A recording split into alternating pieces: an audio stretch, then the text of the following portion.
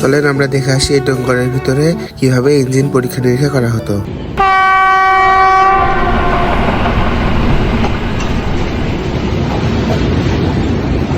ট্রেনটি ইসলামপুর স্টেশন থেকে দেওয়ানগঞ্জের উদ্দেশ্যে ছেড়ে দিল। তো আমরা কিছুক্ষণের মধ্যে পৌঁছে যাব।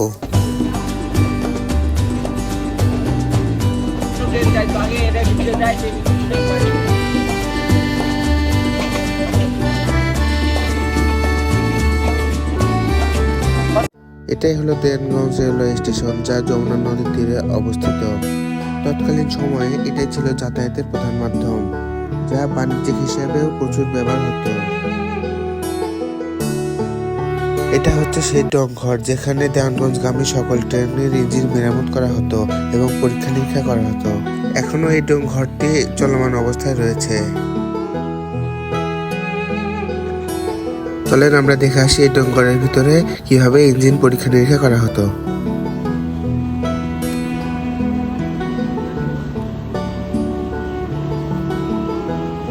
আমরা এখানে একটা ইঞ্জিন দেখতে পাচ্ছি যেটা মেরামতের কাজ চলতেছে।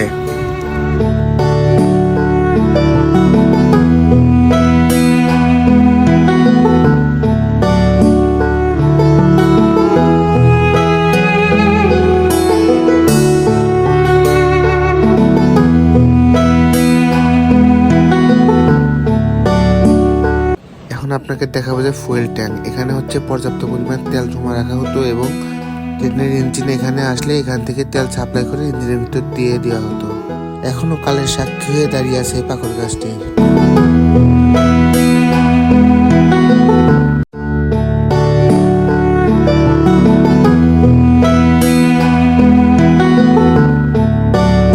ইতিমধ্যে আমাদের ট্রেনটি চলে এসেছে, এবার বাড়ি ফেরার পালা। আজকে ভিডিওটা এই পর্যন্তই, আবার দেখা হবে অন্য কোনো ভিডিওতে।